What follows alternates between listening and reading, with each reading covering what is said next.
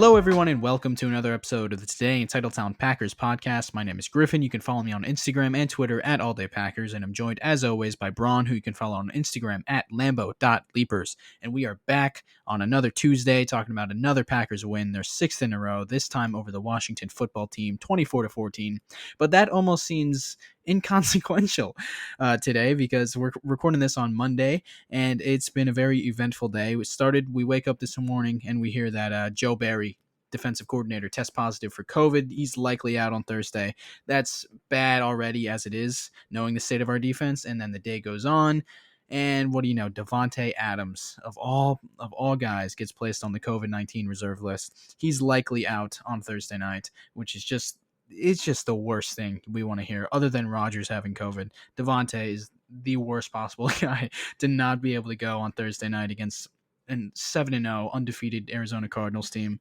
Bron, how are you after a very eventful day? Well, in terms of the game, that was a great football game for us to go out and win. But now, victory Mondays are usually a lot sweeter than this. I'll tell you that, because not only did we lose our defensive coordinator, which was a blow already. I mean, to me, I was thinking, well, I mean, that's an issue certainly, because Joe Barry's the guy who knows exactly what that system calls for in certain situations. He's the guy who, he's calling the plays. Jerry Gray likely going to be the guy who calls plays, given that he has some experience in this department already. But it's just not the same as having your DC out there calling them. So I thought that was going to be a big issue. But then, of course, like you mentioned, Griff, of course it's Devandre of all people, right? I mean, our best weapon, the guy we rely on more than anybody in the entire squad to catch passes from Aaron, right? Just a bummer, really. And it sucks because, of course, it happens on this Thursday turnaround where it feels like this is the shortest. I've never been a part of a week that has gone this fast already, because it's literally already Monday and tomorrow's Tuesday. And then we have a game on Thursday. It's like, it's just so weird. It feels so fast already because the injury report came out today, and it's just like, wow, it's moving fast. But yeah, truly a bummer to have Devontae not be there, but we'll get into, how we're going to have to kind of overcome that. So a lot to talk about, obviously. Yeah, it did not feel like a victory Monday today, certainly, because it felt like a big-time loser Monday. Devontae, he's still not ruled out completely. He needs to test positive on Tuesday and Wednesday in order to play on Thursday, which would mean this would have to be a false positive today on Monday. But by the time you're listening to this, you probably already know that he's not playing on Thursday. I mean, just unlikely that he's going to play. We're going to assume he's not playing. It's probably the worst thing that could have happened, man. Our backs are already against the wall. It's a short week. We're on the road. Road teams on Thursday night games. It's such a tough spot to be in when you lose an entire day of preparation because you have to travel, and we're already so injured. Losing Devontae is probably the worst thing that could have happened, and Aaron Rodgers, man, he's going to have to be perfect. He's going to have to be highly efficient, miss very few throws, which is kind of how he played against Washington, but he's going to need to do that again against a much better defense. MVS is actually expected to be activated off of injured reserve before Thursday's game, which is obviously such a huge boost. Even with Devontae, that's important to have MVS because the deep ball is just not a component in this offense when he's not there. So not having Devontae, MVS is going to have to step up, and the rest of the secondary weapons, they're all going to have to step up. Yeah, to not have MVS these past few weeks has certainly left a lot on the table for us in terms of not having that same deep speed that we've always loved, that he possesses, to kind of really open up the field, especially in the middle for guys like Devontae and Randall Cobb in the slot. That's going to be crucial to what we're doing down the line. But for this week, just to get him back, we'll certainly open things up in the middle a little bit more, and we'll have an element of deep passing that we've been missing with him not being out there. It's going to be great to have him back, hopefully, and I'm looking forward to what he can bring to this team in terms of some of that deeper passing stuff that we haven't really seen like we saw so much last year. The 20-plus yard stuff was actually at its best last Sunday against Washington, which it was pretty bad secondary, so it makes sense. But against everyone else and against Arizona this week, again, another good secondary. It's going to be very difficult to get that stuff going, especially without Marquez Valdes-Scantling. He's going to have to be more than just the deep ball guy, though, which he's had games where he's looked like he can be that complete receiver, that number 2 receiver in all areas of the field. But this season, he's been targeted 8 times, 20-plus yards, only 6 times, less than 20 yards. So He's going to have to play a much different style of ball than he's played in 2021. Granted, he's only played 3 games, but he hasn't played in 4 games, right? He's gone, 4 games without playing. He's going to have to start and settle into a role that he's not completely used to. He actually has 0 drops in his first 3 games, the 3 games he's played this season. So it hopefully that continues, because we all know how the drops affected him last year. We cannot, no room for that this Thursday. I keep wanting to say this Sunday, but no, this Thursday, literally 3 days from when we're recording this, he's going to have to be that guy without Devandre.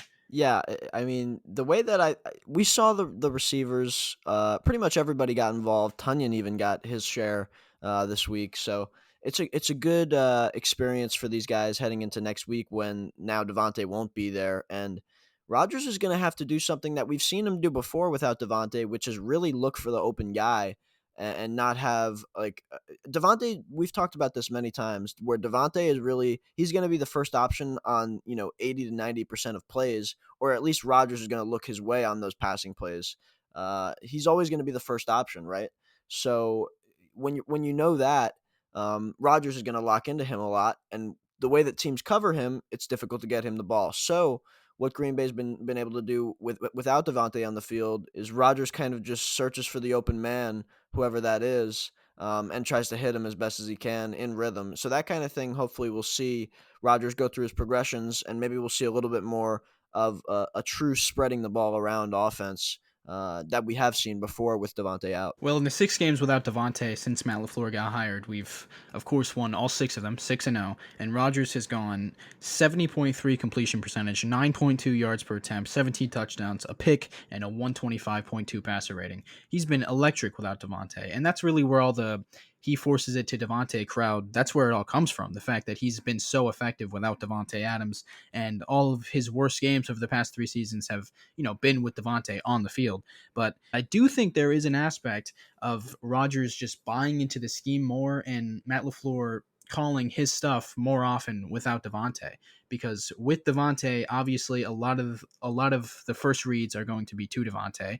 A lot of the offense is going to want to be designed around Devontae, and the defense knows this, so it's kind of easier for them to take that away. But in small sample sizes, when we have to go full LaFleurian offense for a game, it works out really well a lot. And Rodgers is so good at just funneling the ball to the open guy, just playing within the scheme, handing it off, play action, the rollouts, all of it. He's so good at it, and we've got the role players who can make it work. So it's all hope is not lost without Devontae Adams. We know how good he is. We know how good he's been in his entire career in Green Bay, but all hope is not lost seeing these past games that we've been without Devontae.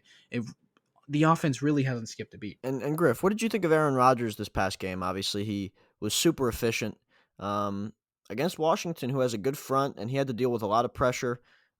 We talked about this a little bit in terms of the offensive line. We knew that they were going to rush four, and they did that very often in this game, Griff. They rushed four, and I felt like this was a chance for our offensive line to really just take advantage of the fact that they weren't going to send as much creative blitzes or pressures. They were going to rely on their 4 guys to get up and man up against our 5. And you would think that our offensive line is going to be able to kind of handle that. But they did struggle very much in the first half protecting Aaron, and the run game could not get going in the slightest. Aaron Jones I think he had a 9-yard carry, and that was probably the best of the day and the only decent yardage that we gained in the running game. So, Rodgers was pretty poised in there the whole way through. And when he got off schedule and had to escape the pocket, he did so. He was really old school Rodgers at times. The way that touchdown to Devontae was just amazing. Like, that's some of the stuff we were seeing in his his rookie times in Green Bay, where he was just kind of getting into the offense and playing with McCarthy, getting off schedule, hitting guys like Greg Jennings and Donald Driver. Right, like those were the kind of things we were seeing, and we just saw that a little bit on Sunday against Washington.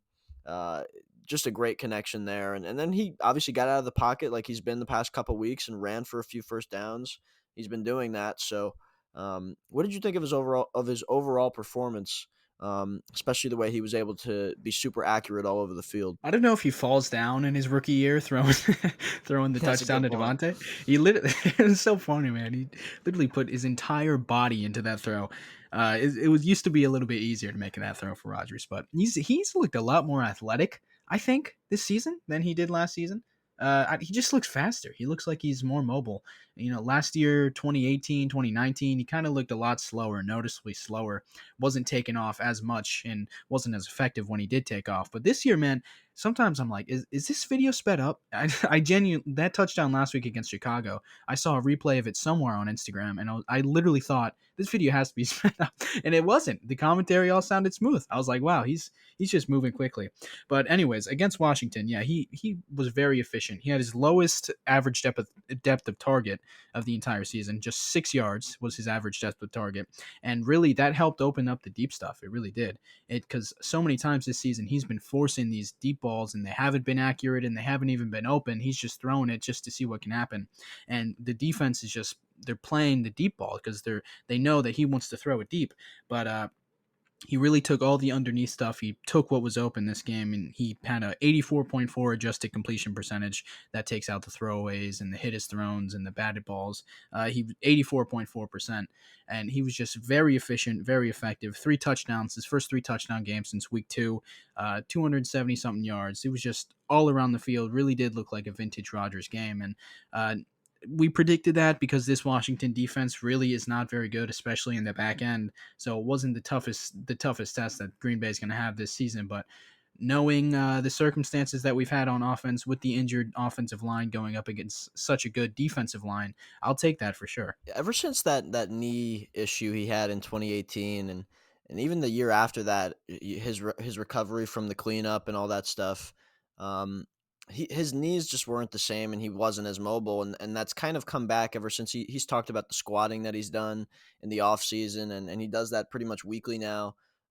Usually that's a Tuesday thing for him, and the squatting has helped build his legs back, and even stronger than they were before. He's kind of compensated for that injury that he had to the knee in 2018. He's compensated for it by building muscle back stronger than he ever had it. So that's been great as he kind of goes through the aging process, building things in his body that are going to keep him young, and playing well at an elite level. So that's one of the things. And yeah, Griff, he's looked super fast this year.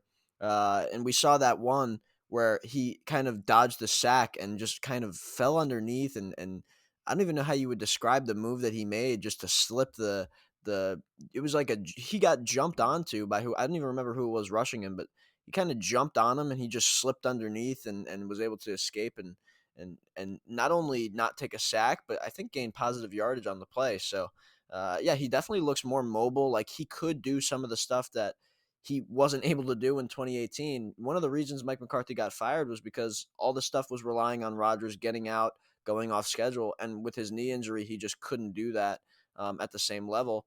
And when that wasn't happening, obviously the offense wasn't successful. They had a bad season by Green Bay standards, and everything fell apart.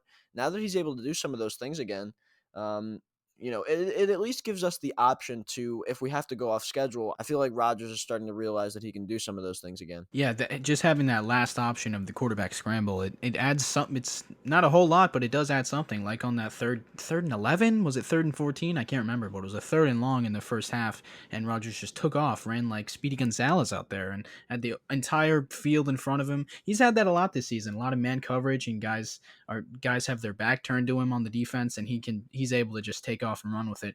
A couple of those times he's been tripped, and it hasn't been called, but sometimes he is going to take off and get that first down, like on that third down we saw against Washington. In the passing game, he was very effective. Like I said, he really only had one missed throw, and it was the it was the defensive pass interference call, which I don't really know if that was a good call. Probably not, but if his only bad throw of the game was a net positive, probably like a 25 yard gain.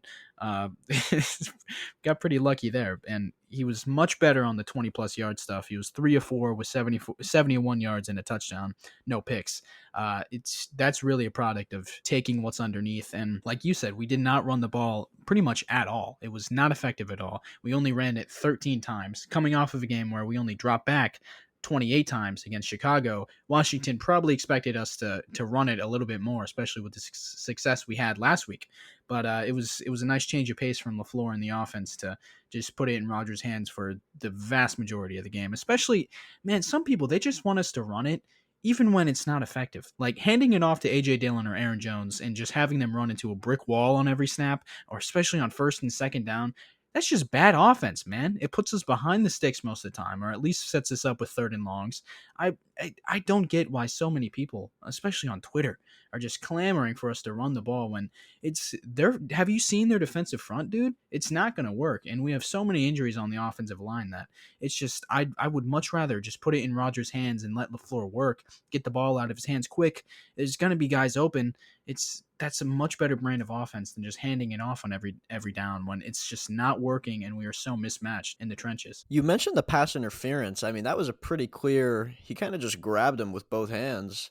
I mean, that was a pretty clear call to me, at least. But I didn't even think that throw was all that bad. I think the DB put himself in a position to get to a point where he could raise up and potentially pick it off by doing what he did to Devontae there. I mean, that was.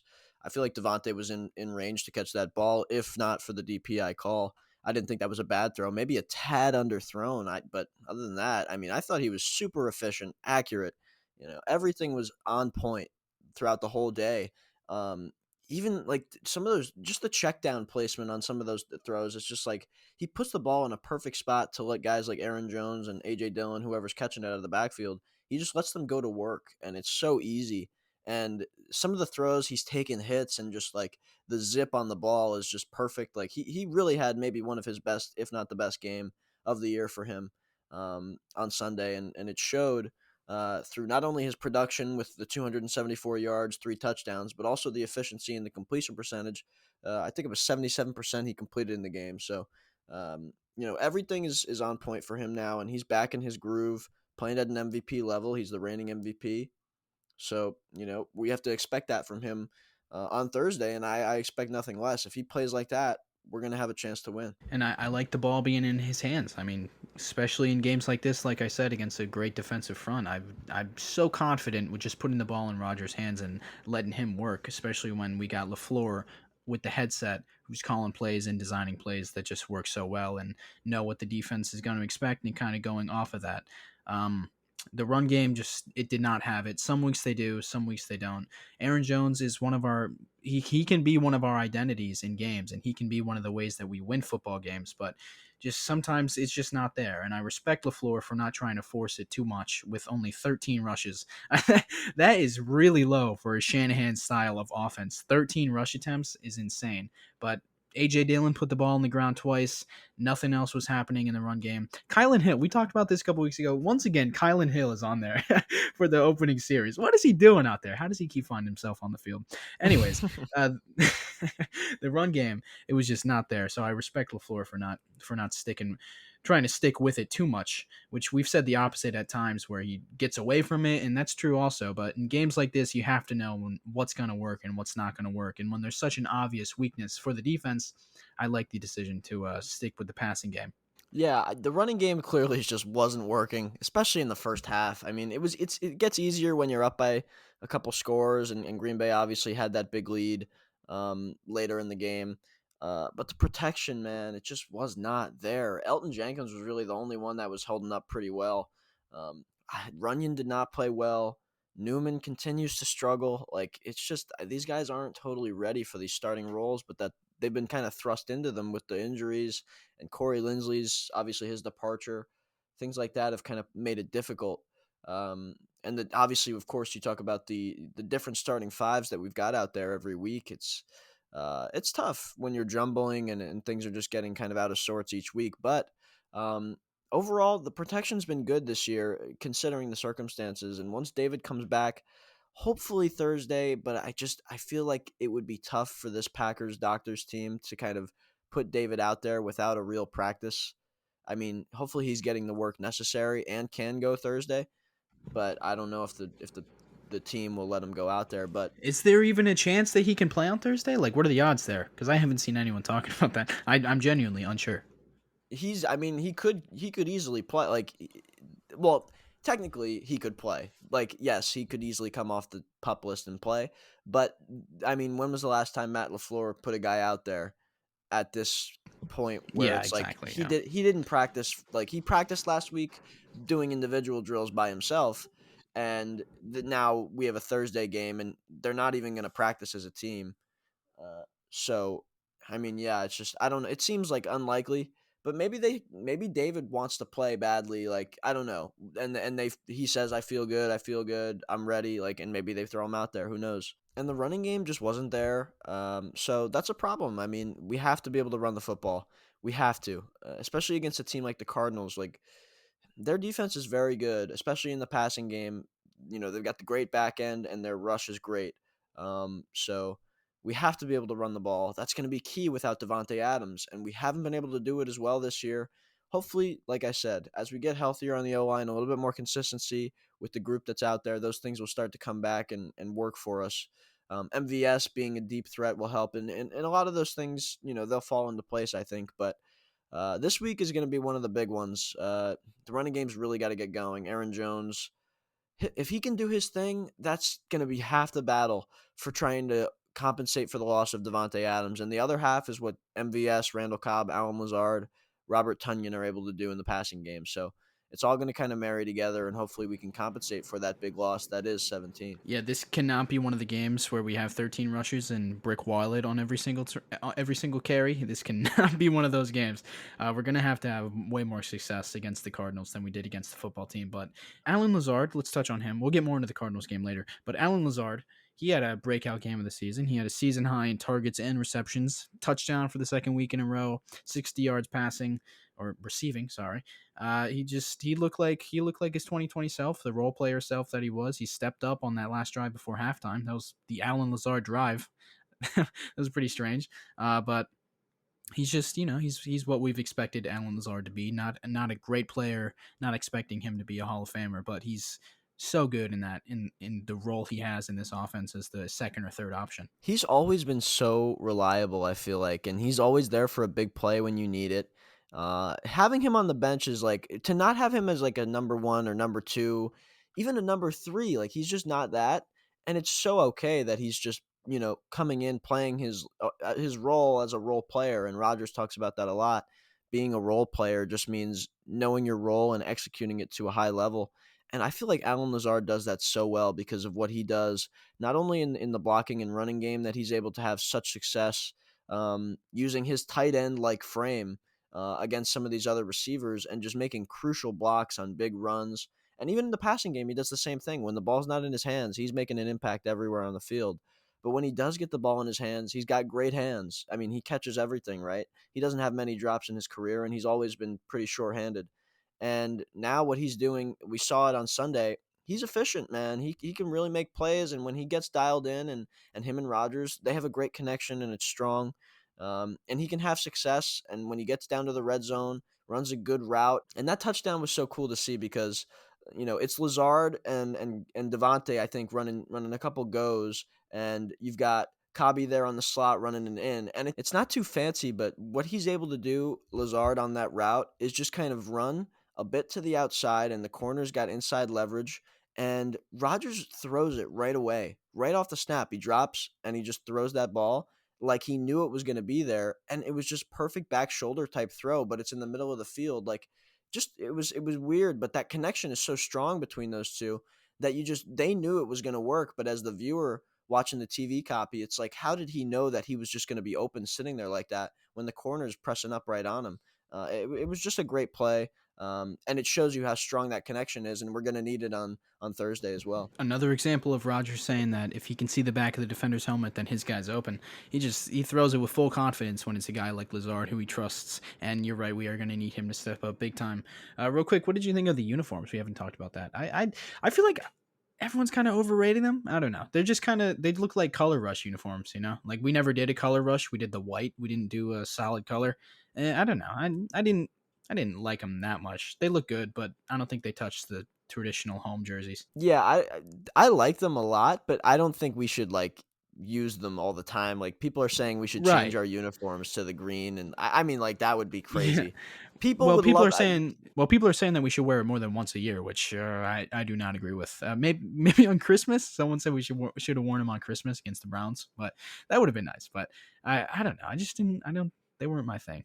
I liked them, yeah, I definitely liked them. The yellow, the gold, I love that, like, with the green, the numbers. It's unique, it's nice, it's a nice change of pace from the same uniforms we've been wearing for the last however many years, but I definitely wouldn't wanna change them. Like, people, like I said, people are saying that they want them to replace our home uniforms and stuff. It's like, well, the home uniforms are so amazing and special. The only thing is that we see them every single, every single home game. So it doesn't have that same uniqueness that we've seen from this new throwback now. But it's nice to have the throwbacks once a year, and they come out and it looks great, and like, it's good. It's good that we've got these new throwbacks, but I certainly wouldn't want to wear them every week. That takes away from the iconic home uniform that we wear now, with the white numbers and the yellow, the Right. gold, the gold on the sleeve, everything. That's perfect. The way The we have it is Packers, perfect. they're such a traditional organization. They're never going to change that uniform. They've been wearing it for so long. They're never going to change it. They're especially to something so bold as the green with yellow numbers. It's like I'm pretty sure there has to have been a team that wore something pretty much exactly like this during the color rush era of Thursday night football. God help us all. Those were some atrocious uniforms back then. But I don't know. I like the old. They're not even calling these throwbacks. They're just calling them the classic uniforms. I don't know. Is that because they never really wore these exact jerseys? I don't know. They're just calling them the classic uniforms. Um, I prefer the blue ones, that like the 2015 through 19 era jerseys with the yellow on top and the blue, and then even before that with the brown helmets. Oh, I miss the brown helmets, man. Those are nice jerseys with khaki pants. Khaki pants. Yeah, I love all our jerseys. Like, there's not really any that I just like don't like. I love all our jerseys. So I'm gonna enjoy these classic jerseys that we've got now with the green and the gold numbers. I'm gonna enjoy those as long as we have them, and whatever comes next, I'm gonna love them. It's all good. Definitely no reason to hate on anything, because it's the Packers uniform. So how could you hate on it? Yeah, yeah. I don't hate them. Just I think people are overrating them just a tad. The blue, I love the blue so much because it's if someone who's not a Packers fan comes in the room and you got the Packers game on, their first thought is who the hell is playing right now? Who has the brown helmets with the blue jerseys and the yellow circle? Like it's just so cool that's oh, you didn't know? Yeah, we used to wear blue. The colors used to be blue and yellow. It's such a cool story that it's like it's so old, this organization, that it's just cool to have jerseys like that are so different from our current ones. But these ones, yeah, I mean, what more can I say?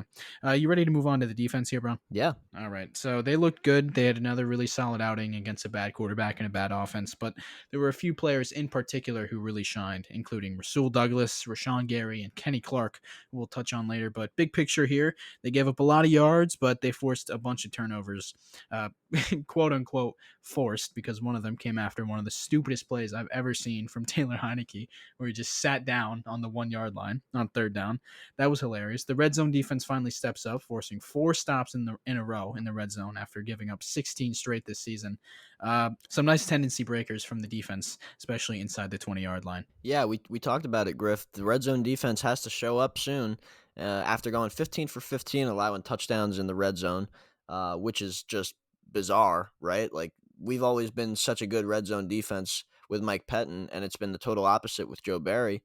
We talked about that last week, but now in this game on Sunday, we just completely changed the script, and everything was different. We had 4 opportunities to stop them, and we got turnovers, I think, on 3 of them, and Washington football went 0 for 4 in those opportunities. So obviously Green Bay did a good job to change that tendency that we've talked about, and that was big. I mean, that changed the game. They had a lot of yards, but everything we did in the red zone, those turnovers. They would go the length of the field. Obviously Bojo would put us in good position on most occasions, but they were going down into the red zone every time, including, like you said, they were on the 1 yard line a couple times, and the turnovers were just perfect for the Packers to kind of not only do their thing on offense by getting them the ball back, but we only held them to 10 points, which is great. So yeah, I mean, you can't complain about what they're doing when they're winning, and they're only allowing 7 in the first half and then 3 points in the second half. It's like, it's hard to do in this league. Like, you can't just expect defenses to go out and throw shutouts each and every week. So really impressive. I'm happy with the defense the way it's playing, but this is the real test now going into Arizona on Thursday against that offense. So I don't think we're going to be holding them to 10 points. That's for sure. Yeah, I'm impressed that they held Taylor Heineke to 10 points, given how he was playing. But he did help us a little bit in a couple instances, and the Packers have actually had a turnover in every game this season since week 2. So that's been very nice. The turnover luck has gone our way for sure. Turnovers were something that helped this team so much in 2019 when the offense wasn't quite there yet. Kind of went away this in 2020, but it looks to be back this season. We're gonna need a lot of that against Arizona because I just it's like we talked about it last week where the defense looks good for stretches and people think that we have a good defense and then some offense we run into and they just bring us back to reality. And I can just feel that coming on Thursday night because I have no confidence in this defense. Maybe I should, but I just do not.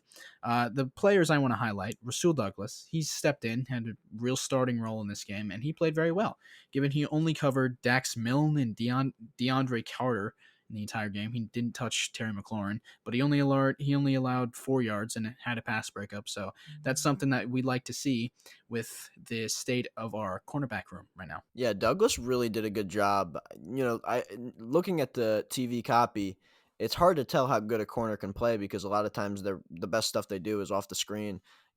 Just holding a guy and not letting him get the ball thrown his way is part of that. And you're not always watching that or able to watch that when you're watching the game on television. But the PFF grade came out and surprised me. He had, I think, what was it, like 88.9, Griff? Like ridiculous PFF grade. And He you was go the back and highest on watch the the defense. film. So Exactly. Yeah, you go back and watch the film, and he played an elite game. Just being able to, he had a couple breakups. Like he really played a great game. Tackling was there. That's the kind of thing that you don't expect from a guy like Rasul Douglas, but he did, and he did it at a high level. So that's part of it. I mean, it's Terry McLaurin and some of their other. They've got a couple receivers out. They're missing Cam Sims and they're missing Curtis Samuel, and they saw Diami Brown go down at one point, but they've got guys that were playing and they've got to cover, and Douglas did a good job and Stokes did his thing, matching up against a lot of the time McLaurin. It's great to have those guys playing well because then the rest of our defense can operate at its full potential as well. yes, again, I don't know how confident I am going into Thursday, but I will take it against the bad offenses that were able to lock them up for the most part with our injured cornerback room. Rashawn Gary, he's putting together a monster season. He's had 17 pressures in the last 2 games. That is absurd. He's been so good these last 2 games against pretty good offensive lines. Really, like they're not the worst offensive lines in the world. This season, he has 35 pressure. He has 35 pressures, which is tied for fifth amongst the edge rushers. That's ahead of guys like Von Miller, Brian Burns, Chase Youngs, both of the Bosa brothers, Khalil Mack, Chandler Jones, T.J. Watt. Some of these guys haven't played all 7 games, but still, just the fact that he's in that conversation is pretty absurd. He only has 4 sacks on the season, but knowing how random sacks are and how consistent pressures are, we can kind of expect his sack numbers to go up as the season goes on. And he's really looking like the player that the Packers drafted in 2019. 10 pressures on Sunday from Rashawn Gary was, I mean, crucial to what they were doing on defense. And then another guy who came in and played really well, the newest Green Bay Packer, Whitney Merciless. What a pickup to be able to get a guy of his caliber, even though he's in the back nine of his career for sure. To get a guy of Whitney Merciless's caliber, who he's a former elite player, right, and he's still playing at a high level, and now rejuvenated in Green Bay with a chance to win, going from 1-5 to 5-1 at the time, now 6-1. 31 snaps on Sunday in his first game and 4 pressures. I mean, he came out and he played pretty well, right? So that's good news to have a guy like him, who could certainly kind of, like Rogers mentioned, he's motivated to kind of get back to the level of his prime. And if Sunday was any indication, those 4 pressures, Rogers might be right about Whitney's chances to get back to that elite level, and Green Bay could certainly use that with the injuries they've had, and of course not having Z. Preston will be back, but to have the trio, even just without Z for the time being, hopefully he'll come back eventually, but that trio of Gary, Preston, and Merciless, that's certainly exciting. That's a lot. That's going to be tough for defenses to stop. So, and if Z eventually comes back, you're talking about maybe the best 4-man group rushing the passer in the NFL. at the outside linebacker spot. And to me, that's what you're looking at. So you got to hope Z comes back at least for the playoffs, if not sooner. He had a back surgery, but I mean, man, it's already been what, 5 weeks since he got the surgery, 6 weeks. It, we're not even halfway to the season. You'd think he'd be able to come back at some point. I don't know if that's beyond the injury and it's some kind of dispute that he has with the front office, like we heard rumblings of. But man, I would love to see him back with this defense, working hard and playing well with these other pass rushers. That would make a big difference. Him and Rashawn Gary and Preston. I'm sure Barry could figure out a way to get them all on the field at the same time. That would kind of take it to another level with Kenny Clark too. I'm going to talk about him in a minute. But Whitney Merciless, he's the kind of player that I don't know if Gutekunst signs him in years past. He probably does, but it's Rodgers, unprompted, talked about it twice in his press conference after the game. That's kind of the stuff that Rodgers has not really been given throughout his career, especially in the Ted Thompson era. Rest in peace. But especially in the Ted Thompson era, there was just a refusal to sign guys midseason that have had any kind of history of making an impact for a team. And Whitney Merciless is just an example of that kind of guy where we're so banged up at that position. It's such an important factor of being able to bring in these veterans, which every other team in the NFL does. It kind of brings us to another level and makes up for the amount of injuries that we've had at that position. And Jonathan Garvin, he hasn't looked too shabby either. Just thought I'd throw that in there. He's been pretty solid. But Kenny Clark, I want to Garvin's talk looking about him. good. Garvin's good. Garvin's a decent player. I love him as the fourth or fifth guy, but I don't love him as the second edge rusher. Right. When we were missing guys last week, and even as the guy who's rotating, playing half of plays, I don't love him there. But he's played well enough. I'm pretty happy. Like you said, definitely deserves a mention because I'm pretty happy with how he's playing. And we saw what he did last week against the Bears, getting not I think 1.5 sacks. He wrapped up Justin Fields at one point, super fast. He was really fast coming out of college. Um, out at Florida. So I love what he's doing for us as a role player as well. Yeah, he's nice, and he takes snaps away from Oren Burks, who saw a lot of action at the edge. Oren Burks, he's a player, which, God, what is he ever Yikes. going to be in the NFL? I'm not to bash on Oren Burks, Unemployed unprompted, but soon, probably, sadly. man, poor Oren. He seems like a nice guy. Anyways, Kenny Clark. I want to talk about him because he's playing like an all-pro still, 7 weeks in the season. He had 7 more pressures on Sunday. He's absurd, man. He is just tearing up every team he plays against. He has 29 pressures on the season, which is second among interior defensive linemen, only behind the one and only Aaron Donald, of course. So I will definitely take that. I will take the number 2 because Aaron Donald is the guy that no one's ever going to touch. I will take number 2 and Kenny Clark. If he's not in the Pro Bowl this year, then I don't know. What are we going to do? We're going to cancel the Pro Bowl? Oh, the Pro Bowl is garbage anyway. But I do want to talk about with Kenny, right? He had that. There was this one play where Whitney had a spin move pressure, and Kenny Clark beat 2 guys through the middle, and everybody's pressuring Heineke, and it forces a missed throw, and it was just like, wow. I mean, this defensive front can really get pressure when they're all locked in, and having Whitney added to the mix. He's an elite player, man. When he is on, he is on. He is just a spectacular rusher. To have him in the mix, plus with Jalen Smith, I thought he played pretty well. This is only his second game in Green Bay. He's got a lot of work to do. Middle linebacker is hard, Griff. You talk about it all the time. It's hard to play in this league, especially when you're coming in second game in the mix. I'm excited for what he has in store as well. So these additions are going to be pretty crucial down the line. Jalen especially, I think, because he's going to be that number 2 guy in the middle, next to Devandre, who will also, I'm sure, get to with the elite level of play he's been playing with. So I'm just excited about this defense, what we have in store, the additions we've made. I'm excited for the future of what we got in this defense now. Devandre Campbell, I think you captioned your post, is Devandre Campbell the best football player of all time? My answer is yes. I mean, it's pretty clear at It this was point, right? not a joke, people. It's not a joke. That is truly the best football player I've ever seen. At least at that middle linebacker spot, that's for sure. He is just balling out for Green Bay right now. The 2 forced fumbles. I mean, you're thinking, what more could this guy do in the middle of the field, right? And then he goes and forces 2 fumbles this week. I think it was he did it 2 fumbles in like 3 or 4 plays. It was ridiculous. I mean, the one at the goal line where Heineke is going for the reach over. I mean, gosh, that is such an elite play. He's been phenomenal. You can't overstate it. And Rodgers, unprompted once again, this is like the third straight week where he's talked about Devandre. I can't believe this guy was on the market and, not getting priority as a free agent. And it's crazy because he never played this well, but he's just doing different things than he was ever given the chance to do in those other systems of Atlanta and Arizona. What he's able to do here with this system, Joe Barry's middle linebacker based system, as he was the middle linebacker coach in LA, and he's been that in other areas as well. That's what he's done. This wouldn't have happened in Mike Pettine's system. This wouldn't have happened in Dom Capers' system. I mean, this is something that Joe Barry, you have to give him credit because Devandre has the chance to really be the true man in the middle. He's calling those plays to his guys. It's just a perfect fit, and he's been spectacular. You can't overstate what he's doing. Yeah, the fact that Joe Barry immediately made him the day one starter in training camp and said, "We're giving you every snap. He's on the field every single snap." And he's just so good, man. He is.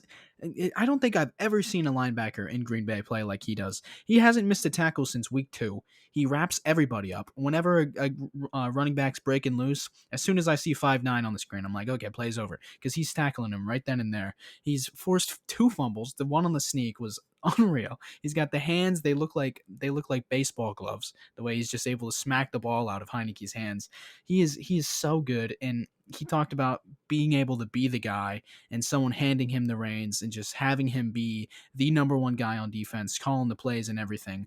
He's always known he was a good player, and now he's getting to show it. And he's playing at a career high level right now. Hopefully, he can keep it up. And there's no signs of him slowing down. Yeah, he's played at this level now for this is the 7 weeks he's been in Green Bay. I thought he played well in New Orleans too. I mean, like he was one of the true nice spots in that game. And then the one play that he allowed this year was that touchdown to Hawkinson where he was in coverage and he was all over it and people were freaking out like he was up another linebacker that why we've got this guy playing in the middle and not investing in the position. I'll never know. And I was like, well, wait a minute. He was right there in coverage. That is one of the better tight ends in the game. He's super fast, super physical. And Devondre was right there. He had his back turned. Like, I thought it was pretty good coverage, right? And I believed in this guy from the beginning. And guys were just like, not, people just didn't see that he had that talent in elite level play and I just saw it, and like you can tell, and he just got better and better, and now he's played like the best linebacker in football. PFF will tell you he's the highest graded linebacker in the game. There's a reason, so that's who he is right now, and he's going to keep playing that way unless something drastic happens. But obviously, we don't see that. I mean, we do have to take our victory lap, Bron. We are contractually obligated to just repeat that we were in on this guy from week 1. I think it was week 1 where you texted me, Campbell looks good. And I was like, yeah, he looks really good. And then ever since then, he's just taken off. And he's been probably the MVP of this defense. Props to us, and not only that, not even probably like you would. I guess it would be Kenny Clark or Rashawn, but I mean, yeah, no, it's Campbell. Campbell's the MVP of this defense and one of the MVPs of this team because he's revolutionized what we're doing in the middle of the field that we haven't seen in Green Bay in such a long time. And yes, we both saw it from the beginning. And you would think some of these people, especially these guys that are claimed to be journalists for the Packers and are verified on Twitter and are supposed to be covering this team, you'd think that they'd be able to notice what good middle linebacker play looks like, especially having not seen it much in Green Bay over the years. But yeah, we've got it now, and it's great that we were able to kind of see that right away. And people were bailing on him after one game, and he played well in the game, right? So it was great to see him kind of follow through and keep playing at that level. Are we ready to talk about this Cardinals game, Bron? No, I'm not ready for the game. Can we push it back to Sunday? I would love this to be a Sunday game. I'd feel a little bit that would better. be great. This is the most excited I've been for a game, in all honesty, and in a pretty long time. Like, I'm honestly, obviously, Devontae having COVID sucks, but it's like it takes a lot of weight off my shoulders, dude. Knowing that we have an excuse in the back pocket, it's like, okay, all the pressure's on the Cardinals now, man. It's all on them. That's true. We're Yeah. fine. Plus, we haven't talked much about Joe Barry not being there. We talked a little bit about it, but that is a real thing. Like that is not having your defensive play caller. That's a real issue, right? So not that we're. I feel like we can still go out and win this football game, even without Devontae. I was like, man, that sucks, but we could still win this game. And I said it. This lineup we can win with Cobby, Laz, and MVS as our three. We can win with that. We've won with worse, and we've lost with worse, but we've definitely won with worse. You know what I mean? Just that we've talked about that other Cardinals game. We know that one where he was throwing to Jeff Janis and Jared Abbrederis, and we took the Yeah, Cardinals, man. a great Cardinals team, to overtime and almost won that game. All I we was just need gonna is talk Aaron about that. Rodgers. All we need is Aaron Rodgers, number 12. That's all we He, need, and let the hi- rest fall into place. his leading receivers in that game were Jeff Janis, Jared Abbrederis, and Richard Rodgers. I mean, in that Cardinals team, say what you will about the 2021 Cardinals, but the 2015 Cardinals, they were something else. Carson Palmer was playing at an MVP level. And we've seen Rodgers do it before with these awful supporting casts. And this supporting cast is not awful. We've seen him go 6-0 with pretty much this exact supporting cast plus Randall Cobb.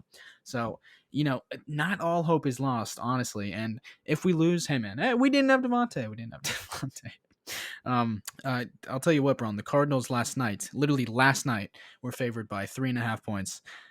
Today, I checked, they're favored by 6. Oh my God. No one has any faith in us. All the pressure is on the Cardinals. Imagine we go into Arizona on the road on a short week with everyone out and we win, dude. Imagine. Are we the best team in the league? We might be. I feel like this puts us at the top of the NFC conversation if we can go in and without Devontae, without our defensive coordinator, whoever else we're missing. I'm sure it'll be many. Whether it's not having David, we're missing Josh Myers, not having Z, not having Ja. Uh, MVS should be back, but whoever else we've got guys missing, right? So we have that excuse, right? Like, but we're not. I don't think we're gonna need it. I still think we're gonna go out and win that football game, and I feel really confident. Like, usually I'm not this confident in like big games like this. I didn't think we were gonna win in San Francisco at all. I did not think we were gonna win, and then we came out and played our best game of the year and won that game. I feel like we can do something similar. That game made me more confident in what this game is. So I feel good. I like our chances. I always love our chances with A-Rod at the helm. Yeah. This team, to me, the only thing, and we'll get into like what Kyler's going to be able to do, but I just don't love. I just don't think he's an amazing thrower of the football. The only thing that he's able to do really well, which makes him a great quarterback, is that he gets out of the pocket so fast and runs around like a running back. I mean, those are the kind of things that make it difficult for, he can make most of those throws because he gets off the spot. He really gets off the spot at his own intention, and he's able to really just do whatever he wants at that point. But in terms of if we can just kind of keep him in the pocket, make him a pocket passer in some level of way, I feel like we've got a chance because he can make mistakes. He certainly does and has this season. It's not like he's this super, super elite quarterback. Like, I think he's good. He's like a Lamar Jackson type where he's going to do most of his damage in what he does with his feet. Um, if we can neutralize that a little bit, make him throw it, I feel like we're going to be in a better position. But it's going to be tough, that defense. I mean, Cliff Kingsbury said this week that while he had COVID, all he did was study the Packers. And that was a little bit disconcerting because we're now missing our defensive coordinator. So it feels like they might already have the leg up on us from what he's going to be able to do against that defense. But we'll see. I feel good about this game, and I like our chances. Hey man, he was prepping for Joe Barry. Joe Barry's not going to be in there. Maybe that's how we win this one. He's prepared for the Joe Barry defense, and what do you know? He's going to get the Jerry Gray defense, which is probably the same thing. Remarkably similar. Yeah, there's going to be zero difference. This game does feel a lot like how we felt going into week 3. Remember that podcast going into week 3? We just talked about there's no way they're going to win this game. There's no way they can win this game. It feels like that, but worse. But also, that game made me way more confident about this team and AR-12, knowing that he can just put the team on his back like he did week 3 in that 2-minute drill.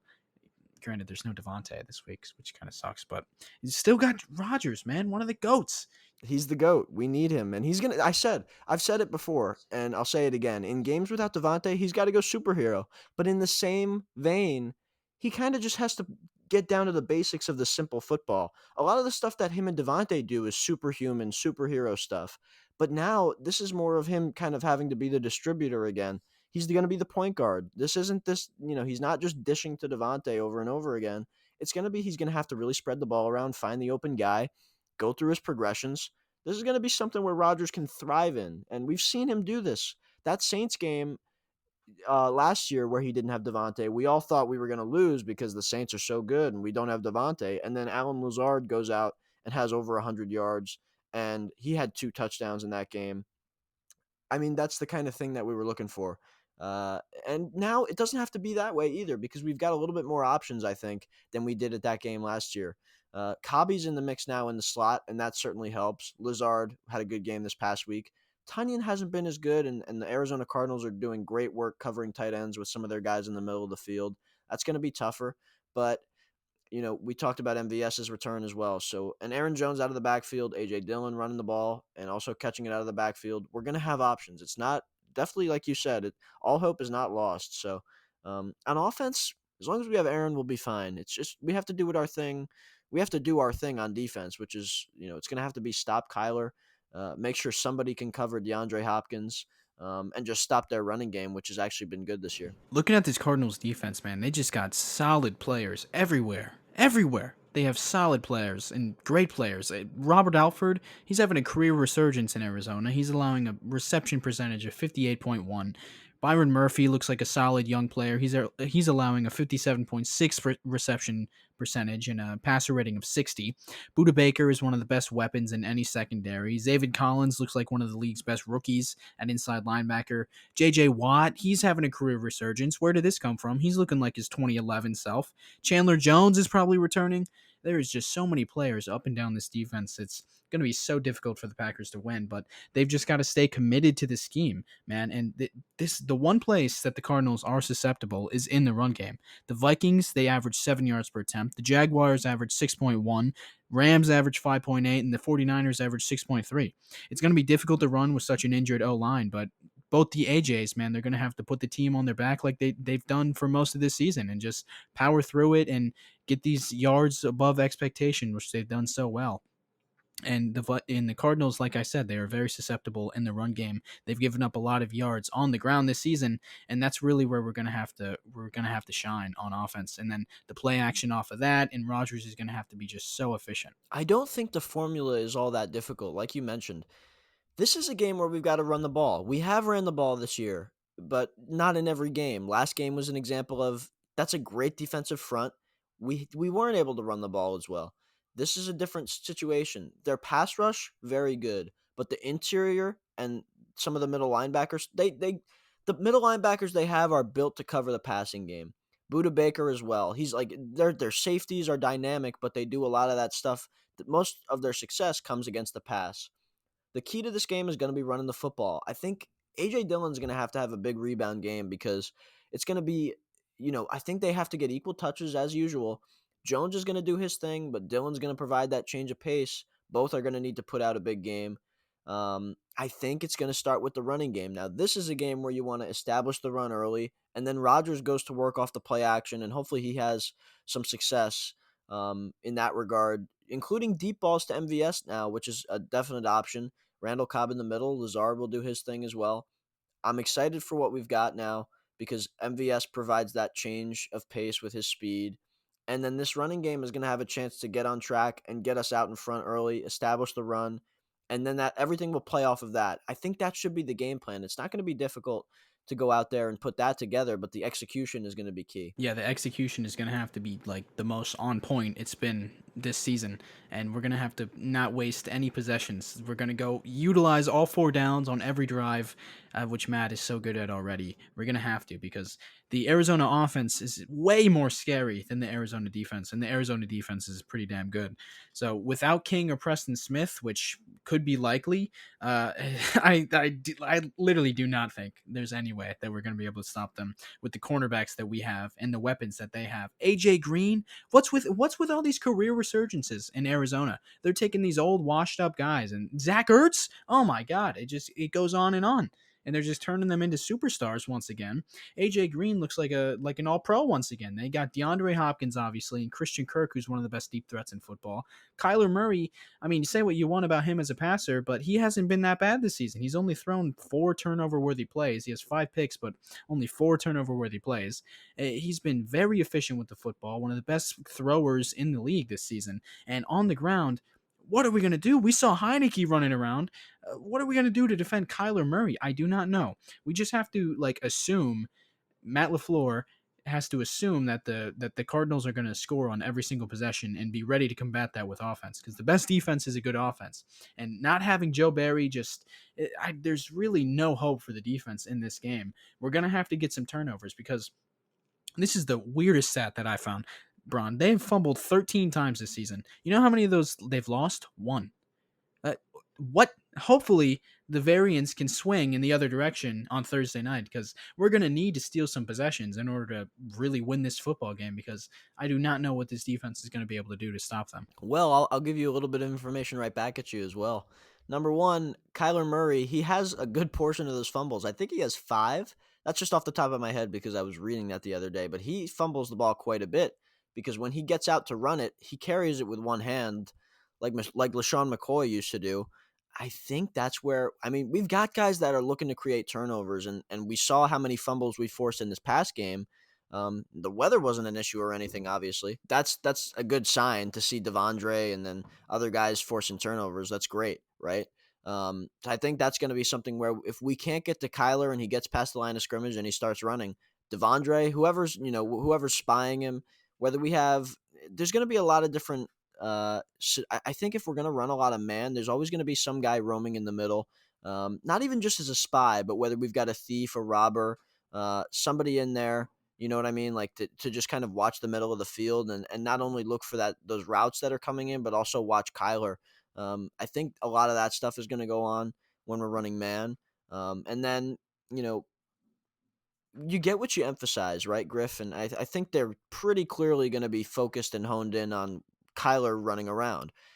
So hopefully that kind of leads to the Cardinals, attacking that idea by Green Bay by having him kind of sit in the pocket and try to pick us apart, which I feel like that'll fare better for us than having Kyler run around on us. Like we saw Taylor Heineke when he got out, he ran all over us. I think he either had over 100 yards or really close to it. And that's, like you said, Taylor Heineke. So Kyler could have a career day if we do anything similar that we did this past Sunday. Right, and the most success we've had containing the quarterback run game is against Kyle Shanahan and Matt Nagy, who just refused to run with their rookie mobile quarterbacks, which was the biggest head scratcher in both of those games. But there's no doubt that Kyler is going to utilize his wheels. And looking at the pass protection, it's been good, but not great. DJ Humphries at tackle has given up 13 pressures, and Josh Jones at guard has given up 16. So there's definitely room for Rashawn Gary and Kenny Clark to take over this game, and hopefully Preston Smith on the opposite side. It's important to keep Kyler in the pocket because you don't want to rush him out of the pocket. It's like vintage Rodgers. You don't want to get him out of the pocket because he can make even more plays outside. But we got to contain him. That's where Preston will be so important to have, keeping him in the pocket and then just being able to get home with Kenny. And he's so different from other quarterbacks where you don't want to just move him off his spot because that's where he makes most of his plays. You kind of want to keep him in the pocket, and that's one of the hardest things to do. It's such a difficult spot to be in for the Packers. This defense, that's where they're going to have to make their money, is with good pass rush. Play good coverage for the first 3 seconds, 2 seconds even, and just hope that the pass rush is able to get home, because that's one of their weaknesses on offense for sure. Yeah, I don't think their offensive line is anything special, like you said, and you talked about it. We've got a great pass rush, and if these guys can get home, if we can control what we have in the middle of the field, obviously Devandre manning all that down, the back end is going to be the issue, right? And whatever Kyler does running the football, Kenny will do his thing on the inside. Like I feel like we've got a lot of secure areas, even more so than last year, because of what Devandre brings. It makes everybody feel a lot more secure in their roles and their responsibilities. The back end is going to be the thing where Devandre, that's past his purview, right? So he's not going to be able to control what goes on. But we've got Amos, the veteran. We've got Savage, he's looked like a legit player in this league this year at times. And then there's other times where he's, a bit out of place. But last game, he had a great game. I felt like he was really putting hits down and getting involved in the running game. So I thought he's been playing better and better as he gets closer to the line of scrimmage, which we've talked about ad nauseum over the years. But he's playing well.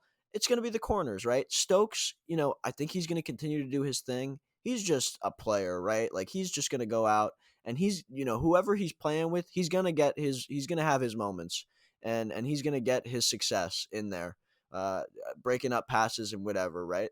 So that's the good thing. Rasul Douglas is going to have to come out and play like he played last week. We're going to have to see contributions from hopefully a returning Kevin King. That's going to be big too because we're going to need all those guys. And Shannon Sullivan, I feel like, has quietly played really well these past few games, and that's going to be crucial to see him play well against. It's going to be tough. Christian Kirk in the slot, that's a tough matchup. And when he goes to the outside, it's a tough matchup. I love Kirk. He's a great player. That's going to be a tough matchup for everybody.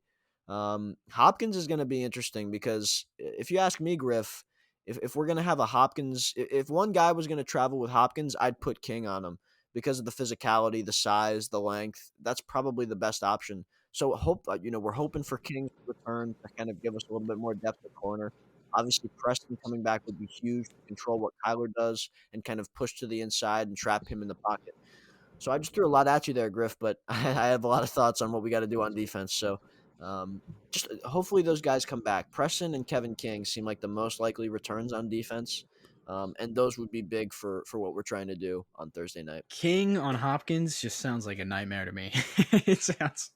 Oh, I can see that Stylistically, going so badly, man. stylistically, like on paper, the stylistically, what you're looking at in terms of the size, the height, the length. I feel like that's what you're looking at. I don't think Stokes would Yeah. play as well, right? Stokes, I don't think Yeah, matches I up as mean, well. that's another thing, yeah. Stokes, it's like there's no good option. It's pick your poison there because Hopkins is going to beat up whoever we put on him. Chandon Sullivan, oh my god. It's going to be bad, man. This is why I'm saying we just got to get a few turnovers, man, because they're available. The Cardinals, they put the ball on the ground a lot, man. We've just got to steal a couple possessions, maybe an onside kick like the Lions did against the Rams because we're such heavy underdogs, man. We just got to steal a couple possessions, put some extra points on the board because I think we're just going to have such a hard time stopping this offense. They've been so good, and it's not even like they've had an easy schedule and they've played cupcake defenses. They've played some really good defenses, man, and there's just been hardly anyone that's been able to stop them. So I don't know if this is like an eat the clock type of game from the offense or just try and score as many points as quickly as possible. But we've got to do as much as we can to limit the impact of the Cardinals offense because I think it's gonna have a really good day on Thursday. Yeah, I mean it's really I said it last week. This is heavyweight versus heavyweight. Except the heavyweights Green Bay's heavyweights coming in a little bit injured and a little bit overweight. Probably didn't make the weight limit. I mean, we're gonna be banged up and we have some issues, right? There's certainly things that we're gonna have to recover from and overcome, really. And that's the problem. Can we? Missing our best receiver and our defensive coordinator. That's a lot. That is a lot. That's a lot to overcome. But we can do it. We definitely can do it. And I feel like it's going to take a group effort and just using our players in the best way to have success and just putting guys in position to win their one on ones. Just about every coach speak you can think of, just it's in the book here because we're gonna need it all. We need it. This is a big game. 7-0 versus 6-1. We were talking about long term ramifications. NFC number one seed. It's always on the line for these teams. Green Bay is always fighting for the number one seed. These other teams don't know about that, but it's when you get into a point where you have 6 wins in 7 games, and the other team has 7 wins in 7 games. Now every game means a lot because there's only one bye. There's only one bye. Green Bay had it last year. It's a valuable thing. You get to advance automatically, and every loss matters. Every win matters. This is a big game because if Green Bay wins, it could affect the seeding. It could affect that number one seed. But if they don't win, it puts them behind the 8 ball against these teams like the Cowboys, like the Bucks, like the Rams, and of course now the Cardinals would be the case too. Um, we don't want to get in a position where we're sitting at the 3 or the 4 seed. We want to be that 1 seed. We want to be that 1 seed and get the bye week. So, and of course the home field advantage in Lambeau. So yeah, it's a big game. Can't overstate the high importance of this game. And the schedule we've got coming up, it would be so nice just to steal a win against in a game that most people are expecting us to lose because we got the Seahawks coming up, then the Vikings, then the I'm forgetting someone, but the Rams are in there too. Who am I forgetting? It's gonna kill. Oh, the Chiefs. We play the Chiefs right after the Cardinals, and then the Seahawks, then the Vikings, then the Rams. We've got some tough games coming up, man.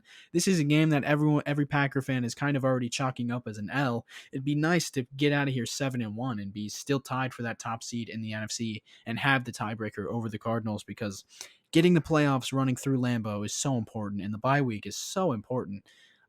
It's such a big game this Thursday night, and it sucks that our backs are against the wall and the way that they are, because it would have been such a fun game with strength versus strength and both teams at their best health, but that's just not the case.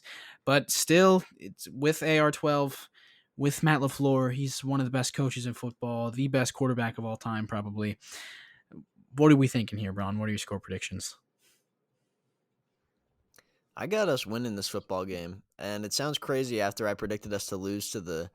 Well, I didn't. I predicted us in the end to win. I predict if we win, the score will be. That's pretty much what I play.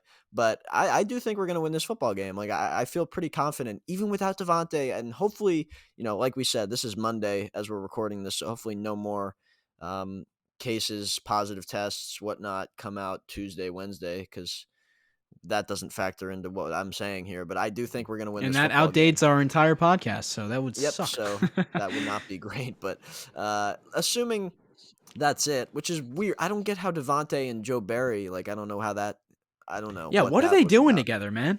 I don't know. Maybe Are nothing. they Maybe going it was just on? coincidental. Yeah, Maybe maybe. it's just I don't know. coincidental. I don't know. But regardless, I've got Green Bay winning this football game 31-24. That's a bit of a margin, right? But I feel like, that's a touchdown. But this is a game where Green Bay can just come out, start fast, and run the ball. Like you said, play action comes off of that. They can get the deep passing game going.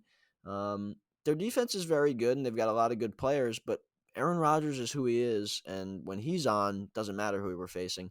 Um, we've played some pretty good defenses this year and had a lot of success, considering the level of defense we played against. I feel like this is nothing different, and if we can do what we want to do, if we can execute our game plan, I think we're going to win. It's all about offensive execution in this game. And I think the clearest path to victory for the Packers is run the ball well, play within the scheme. Rodgers has to be as efficient and as close to perfect as he's ever been with a limited supporting cast. And we've just got to steal a couple possessions on the defensive side of the ball. And I think we have a good chance of winning this one. Thanks for listening. If you're listening this far, thank you so much. Please leave a review, subscribe on iTunes, Spotify, Google Podcasts, YouTube, all the places. Follow us on Instagram and Twitter at Today in Titletown, at Today Titletown on Twitter. You can follow me on Instagram at All Day Packers. You can follow Bron on Instagram at Lambo.leapers. Thank you so much for listening. We'll be back next Tuesday. Maybe, probably next Tuesday. Say your prayers for the Packers. Cross your fingers because they're going to need all the help they can get. Thanks for listening, everyone. As always, go Pack Go. Thanks for listening, everybody. Go Pack Go.